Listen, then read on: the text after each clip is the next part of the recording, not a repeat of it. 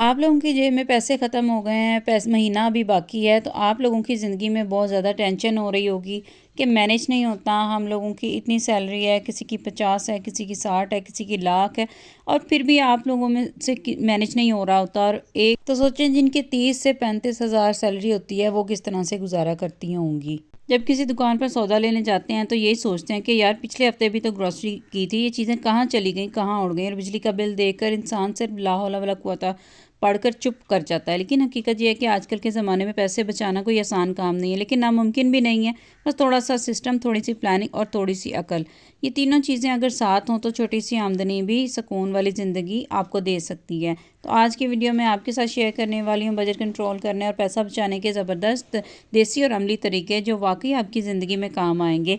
बिस्मिल्लाहिर्रहमानिर्रहीम, अस्सलाम वालेकुम। उम्मीद करती हूँ आप सब खैरियत से होंगे। मैं भी बिल्कुल ठीक ठाक हूँ। व्लॉग स्टार्ट हो रहा है अर्ली मॉर्निंग से, तो यहाँ सुबह उठ के मैंने सबसे पहले वॉक करने के लिए चली गई। उसके बाद मैं नाश्ता बनाने के लिए किचन में आ गई, बच्चों को नाश्ता बना के दिया और स्कूल भेज दिया। और स्कूल भेजने के बाद मैंने खुद नाश्ता किया और उसके बाद मैं अपना कारपेट टाइप छोटा सा रग में वॉश करने लग गई थी। तो चलिए जी, अपनी डेली रूटीन के साथ साथ आपके साथ टॉपिक डिस्कस करते हैं। तो आज का टॉपिक है कि बजट को किस तरह से मैनेज करें, अपनी सैलरी को किस तरह से मैनेज किया जा सके। तो सबसे पहली टिप मैं आपको ये बताती चलूँ कि जब भी आपके अंदर कोई ख्वाहिश पैदा होती है ना किसी भी चीज़ को ख़रीदने की, तो उससे 48 घंटा पहले अपने दिमाग को ज़रा हिलने दें। आजकल की फालतू ख्वाहिशात और ऑनलाइन शॉपिंग ने न्यू जनरेशन को तबाह करके रख दिया हुआ है। वही जैसी चीज़ें आपके सामने आई, सेल्स ऑफर्स आपके सामने आई, आपने फटाफट स्क्रॉलिंग शुरू कर दी, साइट्स खोल ली, डिफरेंट शॉपिंग ऐप खोल ली। उन पे स्क्रॉलिंग करते करते आपने इतनी शॉपिंग कर ली कि आपको पता ही नहीं चला कि आपका बजट अपना कितना आउट कर लिया है, कि या आपने अपनी यूज़लेस चीज़ें कितनी आपने अपने घर में इकट्ठी कर ली हैं, जिनकी अक्सर तो घरों में जगह भी नहीं होती है। यकीन करें, हमारे घरों में वो चीज़ें रखने की जगह नहीं होती है। और अक्सर तो ऐसा होता है कि हम कोई यूज़लेस चीज़ शॉपिंग करके मंगवा भी लेते हैं और पिछली उसी जैसी चीज़ को डिस्कार्ड करना पड़ता है, कि इसलिए कि हमारे पास वो रखने की जगह ही नहीं होती है। कमेंट करके लाजमी मुझे बताइएगा कि क्या आपके साथ ऐसा होता है कि नहीं। ये हम क्या कर रहे होते हैं, ये हम सिर्फ पैसे का ज़िया कर रहे होते हैं। हम उन चीज़ों पर पैसे खर्च कर रहे होते हैं जो जिनकी हमें ज़रूरत ही नहीं होती है, जो हमारे घर में एडिशनल आइटम्स के तौर पर पड़ी रहती हैं। ठीक है, यहाँ तो पुरानी चीज़ जो कि हमारी ज़रूरत थी और हमारे इस्तेमाल में थी, वो चीज़ हमें डिस्कार्ड करनी पड़ जाती है। इसका मतलब ये है कि हमने बहुत बड़ी फजूल खर्ची कर ली है। या तो कभी ऐसा होता है कि चीज़ें मंगवा कर रख लेते हैं, वो पड़ी रहती हैं, कभी काम नहीं आती, और बस दराज खोलो तो ऐसे लगता है कि सालों पुरानी चीज़ें पड़ी हैं जो कभी इस्तेमाल भी नहीं की हैं, और वो फिर चीज़ें फेंकनी पड़ती हैं। ऐसा ही अक्सर देखने में आता है। तो ये सिर्फ पैसे का ज़िया है, इसको कंट्रोल आपने खुद करना है। अच्छा, वो चीज़ें जो घर पड़ी होती हैं, जिनका बाद में हमें अफसोस हो रहा होता है, कुछ भी ख़रीदने से पहले आपको कुछ दिन इंतज़ार कर लेंगे ना, तो आप इस चीज़ से बच जाएंगे। अगर 2-3 दिन बाद भी आपको वाकई कार्ट में पड़ी चीज़ें अच्छी लगें तो फिर ख़रीद लें, वरना उसको छोड़ दें। आप हैरान होंगे कि 28 आवर्स में 70% ख्वाहिशात जो है मर जाती हैं। आप खुद अपने लाइफ के साइकोलॉजिस्ट बन जाएंगे। अच्छा, यहाँ पे मैं आपको बताती चलूँ कि यहाँ पे मैंने कड़ी बनाई थी।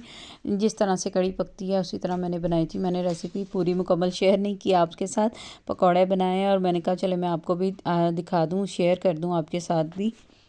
कोशिश किया करें कि महीने के आखिर में आप इस तरह से यमी यमी से मज़ेदार से खाने बनाया करें, ताकि आपके घर का जो माहौल है ना वो खुशगवार रहे। क्योंकि जब पैसे नहीं होते ना, पैसे ख़त्म हो जाते हैं, तो इंसान के घर में ना एक टेंशन वाला माहौल बन जाता है।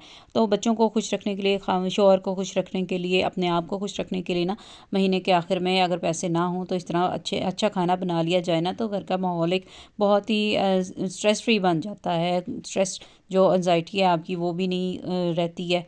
चीज़ें तो आपके पास ग्रॉसरी में मौजूद होती हैं। और ऑयल का आप हमेशा महीने के एंड में इस्तेमाल किया करें।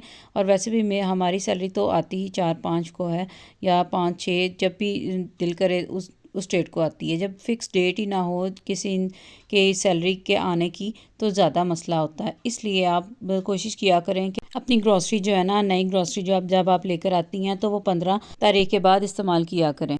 नेक्स्ट टिप मेरी ये है कि आप सबसे पहले अपने आप को पैसे दिया करें, खुद को पे किया करें। ये वो फार्मूला है जो अमीर लोग साइलेंटली फॉलो करते हैं। पैसा आते ही सबसे पहले ख़ुद को 10% पे करते हैं, यानी कि बचत करते हैं, बल्क की तरह ट्रीट करें। सेविंग को आप ऐसी चीज़ ना समझें कि जो आपने अपने सारे खर्चे पूरे करने के बाद बचे कुछ पैसे आपने उसमें सेविंग करनी है, बल्कि सेविंग को प्रायोरिटी पे रखें। आपके हाथ में जब तनख्वाह आए, पैसे आएँ, तो उसमें से सबसे पहले आप सेविंग के पैसे निकालें। उससे पता चलता है कि आप सेविंग को कितनी इंपॉर्टेंस देते हैं। सेविंग ऐसी चीज़ नहीं है जिसके लिए आप बहुत ज़्यादा वेट करें अपने खर्चे पूरे होने के बाद बचे कुछ पैसे, या आपने अपनी जितनी भी मनी सेविंग चीज़ के लिए कोई बल्क रखा हुआ है, कोई मनी बॉक्स रखा हुआ है, उसमें सबसे पहले खुश करें अपने मनी बॉक्स को, उसके बाद अपने खर्चे करें। अच्छा, सेविंग को बिल की तरह ट्रीट करने के अलावा आप जो भी कमाते हैं, चाहे 2000 हो या 2 लाख हो, उसमें 10% जो है ना सेविंग अकाउंट में भेज दें। ये हैबिट पर्सनैलिटी बना देती है। पैसे बचाना मुश्किल नहीं रहता है। बेहतर है कि आप अपना अकाउंट खोलें। अकाउंट में जब आप पैसे रखेंगे ना, कोई आपको खुद सेविंग का शौक़ आपके अंदर पैदा होगा। दिन ब दिन आपका दिल चाहेगा कि आपने जो भी सेविंग अमाउंट अभी तक अमाउंट कर चुकी हैं आप सेविंग, ज़्यादा से ज़्यादा आप उसको किस तरह से इंक्रीज़ कर सकती हैं, हर महीने कैसे उसको एडिशनल कॉस्ट दे सकती हैं। इस तरह से आपको शौक़ पैदा हो जाएगा कि आप अपने अकाउंट बैलेंस को बढ़ाएं। यह आपकी सेविंग का ज़रिया बनेगा। नेक्स्ट टिप मैं आपको ये बता रही हूँ कि ज़ीरो बहाना टेक्निक कह लें। एक इंसान, वो भी हम खुद पर इतना ज़्यादा जोर नहीं लगा सकते। ऑटोमेशन ज़रूरी है। अपने बैंक में ऑटो ट्रांसफ़र लगा दें। जैसी तनख्वाह आए, एक मखसूस रकम आपकी सेविंग अकाउंट में चली जाए। ऑटो ट्रांसफ़र के तरीके होते हैं कि अगर आप इनकम आपकी आती है अकाउंट के अंदर आपके, तो ऑटोमेटिकली वो सेविंग अकाउंट में कुछ ना कुछ इसका हिस्सा ट्रांसफ़र हो जाता है। तो इस ऑटोमेशन टेक्निक से ही आप बहुत सा पैसा बचा सकते हैं। अपने सेविंग अकाउंट में आप फ़िक्स अकाउंट हर महीने ट्रांसफ़र कर सकते हैं। आपका ब्रेन तो थोड़ा बेजार होगा कि छोड़ो, मैं बाद में बचा लूँगा, लेकिन नहीं, ऑटो ट्रांसफ़र बोलेगा कि नहीं बॉस, पहले बचत, खर्चा बाद में होगा। बात सारी नफ्स की होती है। अगर हम अपने नफ्स को कंट्रोल कर लें, ख्वाहिश को कंट्रोल कर लें ना, तो हम बहुत सारे पैसे बचा सकते हैं। थोड़ा सा तकलीफ़ तो उठानी पड़ती है, कुर्बानी देनी पड़ती है। अल्लाह ताला हम सब के लिए आसानियाँ फरमाए। और अब मैं नेक्स्ट पॉइंट आपके साथ डिस्कस करने जा रही हूँ। कर्ज़ इंसान को पैसे से नहीं, बल्कि जहन से भी इंसान को गरीब बना देता है। यानी कि डेट जो कर्ज़ होता है ना, एक साइकोलॉजिकल केज होता है, एक नफसियाती पिंजरा। जैसे आप फ्रीडम महसूस करना चाहते हैं ना, अपने कर्ज़े साफ़ कर लें, अपने कर्ज़ों को सबको ख़त्म करने की कोशिश करें। छोटे कर्ज़ पहले ख़त्म करें। जब कर्ज़ ख़त्म हो जाते हैं ना, तो इंसान अपने आप को रिलैक्स फ़ील करता है, आज़ादी फ़ील करता है। आप इमेजिन करें कि एक दिन आप सोकर उठें, आपका कोई कर्ज़ ना हो, तो वो प्योर लग्जरी फीलिंग है। नेक्स्ट पॉइंट जो मैं आपको बताने जा रही हूँ, वो आपके लिए बहुत ही ज़्यादा इम्पॉर्टेंट है। वो ये है कि आप हमेशा चीज़ें ऑफ़र्स और डिस्काउंट्स और सेल्स में ख़रीदा करें।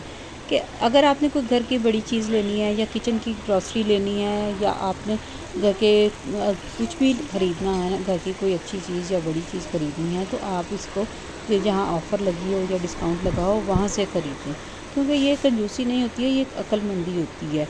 और हमेशा मैं भी डिस्काउंट्स और ऑफ़र्स में ही चीज़ें ख़रीदती हूँ, क्योंकि इससे मार्केट में सेल लग जाए तो प्राइस ड्रॉप हो जाती है, या ऑनलाइन डिस्काउंट मिल जाता है, तो ज़रूर फ़ायदा उठाया करें। ये वो लोग होते हैं जो ऐसे तरीक़ों से पैसे बचाते हैं और साल के आखिर में इनके पास बचत होती है। पैसे बचाना मुश्किल इसलिए होता है कि हम जज्बात में आकर फौरी ख़रीदारी करने लगते हैं। लेकिन जब आप खुद को ये आदत डाल लेंगे ना कि बिला वजह चीज़ नहीं ख़रीदनी, फालतू खर्च नहीं करना, डिस्काउंट देकर ख़रीदना, कीमत कंपेयर करनी है, चीज़ ज़रूरत के मुताबिक लेनी है, तो यकीन करें घर के माहाना खर्चों में 20 से 30% का फ़र्क पड़ जाता है। और एक बात याद रखें, सिर्फ महंगी चीज़ लेने से घर नहीं चलते हैं, घर चलते हैं बेहतरीन मैनेजमेंट और स्मार्ट प्लानिंग से। अब आते हैं सबसे अहम पॉइंट पर। बजट हो, घर की मुश्किलात हों, बच्चों की तरबियत हो, या ज़िंदगी के मसाइल, इन सब में सबसे ज़्यादा ताकतवर चीज़ एक ही है, अल्लाह ताला से ताल्लुक़ बनाना। जब हम इंसान अल्लाह से जुड़ जाता है ना, तो फिर वो दुनिया में अकेला नहीं रहता। इसका दिल मजबूत हो जाता है, नीयत साफ़ हो जाती है, और फ़ैसलों में बरकत आना शुरू हो जाती है। अल्लाह कुरान में फरमाता है, जो अल्लाह पर भरोसा करे, अल्लाह इसके लिए काफ़ी हो जाता है। जब आपका बजट टाइट हो, जब घर के अखराजात ज़्यादा हों, जब बच्चों की ज़रूरियात बढ़ जाएं, जब ज़िंदगी बेतरतीब महसूस हो, तो बस अल्लाह से बात करें। यही असल कनेक्शन है जिससे ज़िंदगी में बरकत आती है। ये था मेरा आज का व्लॉग। उम्मीद करती हूँ आपको पसंद आएगा। पसंद आया तो दूसरों के साथ शेयर करना मत भूलिएगा, और चैनल पर नए तो चैनल को सब्सक्राइब करना मत भूलिएगा, और कमेंट में लाजमी अपना फ़ीडबैक दीजिएगा। इसके साथ ही इजाज़त चाहती हूँ। दुआ में याद रखिएगा। अल्लाह हाफ़िज़।